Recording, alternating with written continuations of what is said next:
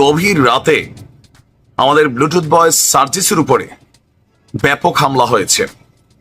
যেই ফুটেজগুলা আপনারা দেখছেন এর মধ্যে এটা একটা গাড়ির মধ্যে যে ছেলেটা দাঁড়াই ছিল এটা সার্জিস, যেভাবে ধাক্কা টাক্কা দিছে।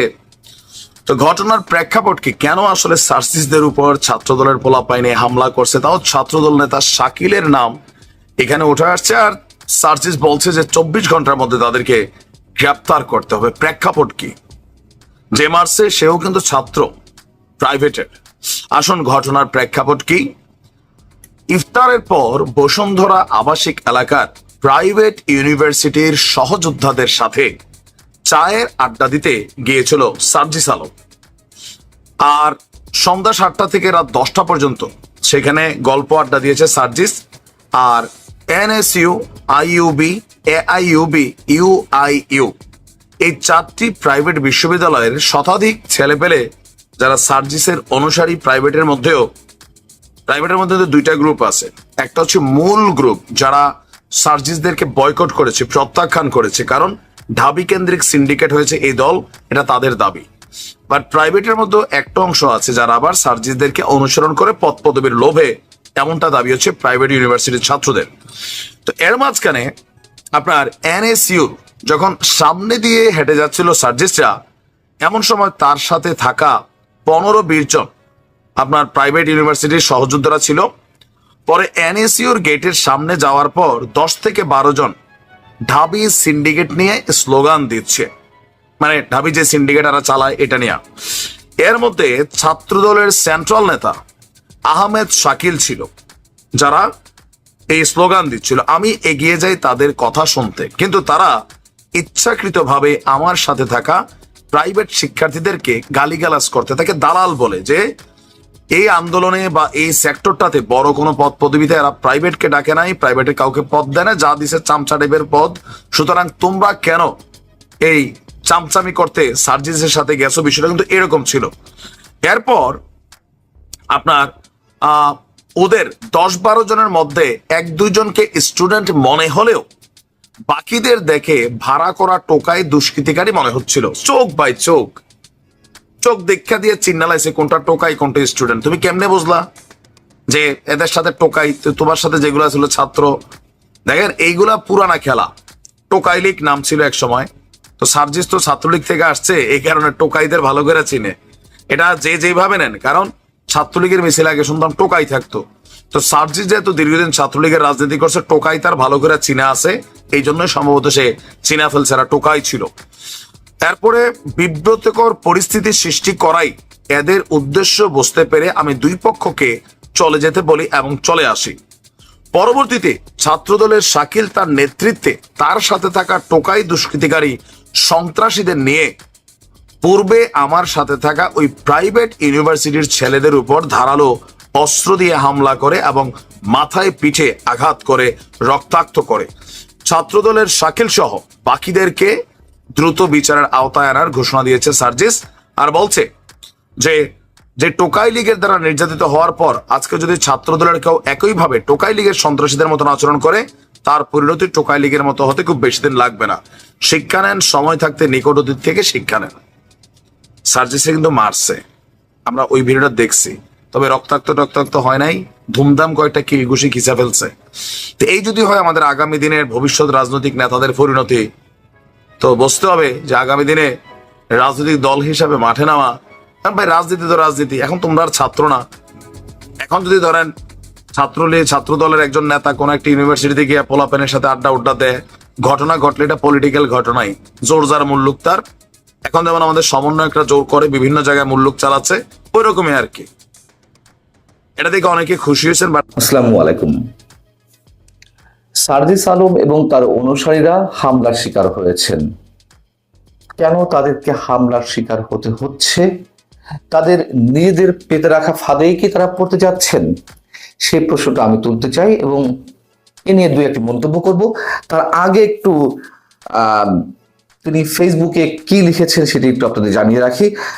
ভাইরাল হওয়া যে ভিডিওগুলো তাতে এবং বিভিন্ন গণমাধ্যমে প্রচারিত যে সংবাদ ইলেকট্রনিক্স মিডিয়াতে, তাতে দেখা গেছে যে সার্জিস আলম এবং তার অনুসারীদের উপর হামলা করা হচ্ছে। তবে তিনি ফেসবুকে যে স্ট্যাটাসটি দিয়েছেন তাতে তিনি নিজের উপর হামলার বিষয়টি অ্যাভয়েড করে গেছেন। তার অনুসারীদেরকে ধারালো অস্ত্র দিয়ে আঘাত করা হয়েছে, ইনজুর্ড হয়েছে, সে বিষয়ে তিনি বলেছেন। তিনি বলছেন যে বুধবার সন্ধ্যা 7টা থেকে রাত 10টা পর্যন্ত নর্থ সাউথ ইউনিভার্সিটি এলাকা বা বসুন্ধরা এলাকায় তিনি সহযোদ্ধার সঙ্গে আড্ডা দিয়েছেন। একটা পর্যায়ে নর্থ সাউথ ইউনিভার্সিটির সামনে দিয়ে আসার সময় 10-12 জনের একটি দল, তাদেরকে টোকাই দুষ্কৃতকারী বলে মনে হচ্ছিল এবং তিনি মনে করছিলেন যে বিব্রতকর পরিস্থিতি সৃষ্টি করতেই তারা জটলা পাকিয়েছে।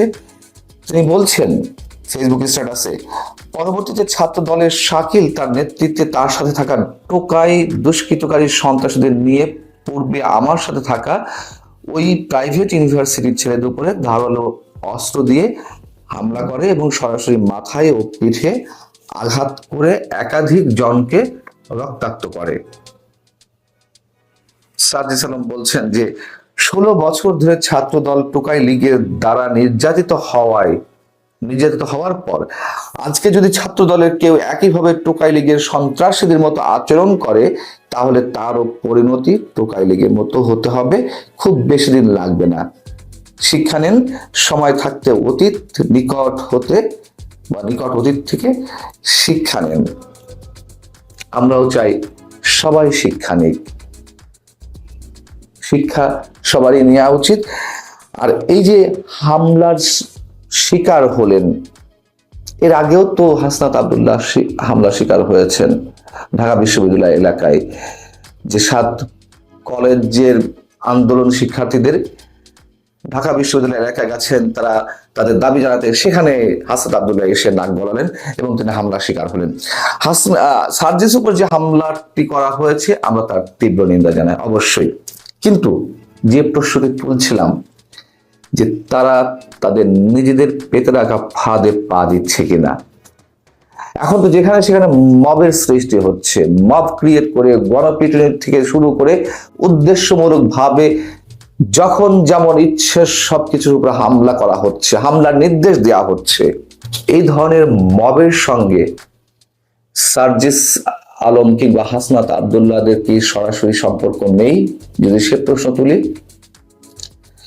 এবং বুধবার রাতে নর্থ সাউথ ইউনিভার্সিটির সামনে যে ঘটনাটি ঘটলো, আমরা বলি যে এটি এই পরিস্থিতির জন্য সার্জিস হাসনাতরাই দায়ী কিনা। ছাত্রলীগের কথা বলা হচ্ছে, ছাত্রলীগের হেলমেট বাহিনী সম্পর্কে আমরা জানি, কিন্তু তার চেয়েও ভয়ঙ্কর যে বাহিনী এসেছে বুলডোজার বাহিনী।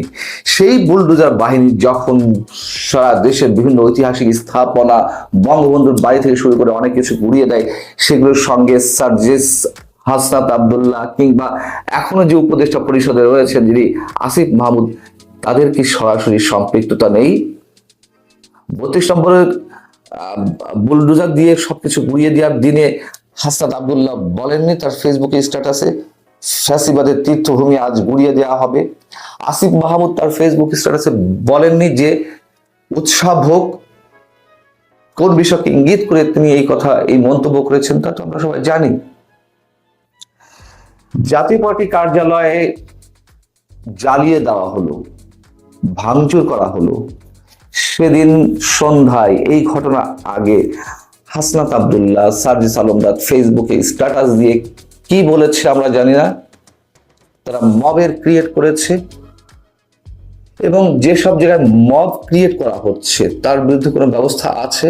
দেশের আইনের শাসন কি আছে? 16 বছরে আওয়ামী লীগ যা না করেনি তার চেয়ে বেশি চলছে কি অনেকে বলছেন। কেন বলছেন? শুধু অভিযোগের সুরেই তারা অভিযোগ তুলছে। যারা অভিযোগগুলো তুলছেন তারা সবাই কি আওয়ামী লীগের সমর্থক? এবং এর মধ্য দিয়ে কারা সাফারিংস এর শিকার হচ্ছেন, কারা এক ধরনের আতঙ্কের মধ্যে পড়ে গেছে, নতুন এক আতঙ্কের নাম মব। সেই মবের বিরুদ্ধে কোনো ধরনের কোনো ব্যবস্থা নেওয়া হয়েছে? বরঞ্চ আমরা সবকিছুকে আড়াল করতে দেখছি। অতএব এই যে আইনের শাসন নেই, ভয়ঙ্কর ভাবে সব জায়গায় মব, সব জায়গায় উশৃঙ্খল জনতার একটা রাজত্ব চলছে। সেই রাজত্ব সৃষ্টি করেছে কারা? এর আগে তো তারা নিজেরাই বিচার অঙ্গন থেকে শুরু করে সব জায়গায় মবের সৃষ্টি করেছে জনাতন দাবির প্রেক্ষিতে। এমনকি বঙ্গভবন পর্যন্ত রক্ষা পায়নি, সেনা সদস্যদের উপর আক্রমণ করা হয়েছে। সেনা সদস্যদের উপর হয়তো নিশ্চয়ই অন্য জায়গায় তারা আক্রমণের শিকার হয়েছে। যাই হোক, এখন বিষয় হচ্ছে যে আরেকটি বিষয় বলতে চাই। এই যে সার্জিস আলম, তিনি যে বললেন যে 16 বছর ধরে ছাত্রদল টুকাই লীগের দ্বারা নির্যাতিত হওয়ার পর আজকে যদি তারা একই ধরনের আচরণ করে, বিষয় হচ্ছে টুকাই লীগ কেন বলতে হবে? এর আগে আমরা দেখেছি যে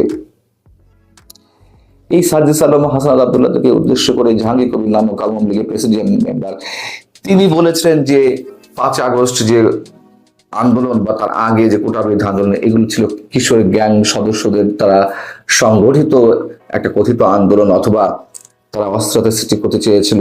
তাদেরকে টোকাই বলেও উল্লেখ করা হয়েছে, অনেকে এখনো করছেন।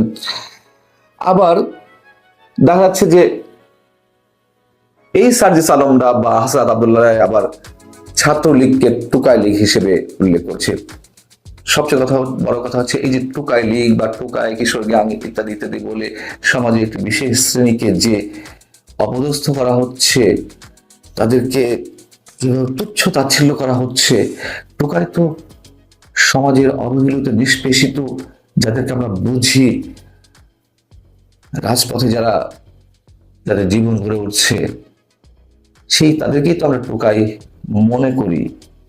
টুকাই শব্দটা তো একটা প্রতীকী শব্দ, সমাজের এলিট ক্লাসের প্রতি প্রচন্ড ভাবে এক ধরনের কটাক্ষ থেকে এই টুকাই শব্দের উৎপত্তি। এবং এই টুকাই শব্দটি যিনি উল্লেখ করেছিলেন প্রথম, প্রখ্যাত কার্টুনিস্ট রণবীর, তাকেও এই সরকারের সময় ঢাকা বিশ্ববিদ্যালয়ের এলাকায় গিয়ে অবাঞ্ছিত হতে হয়। তাকে সেই অনুষ্ঠান থেকে বলা হয় যে আপনি চলে যান।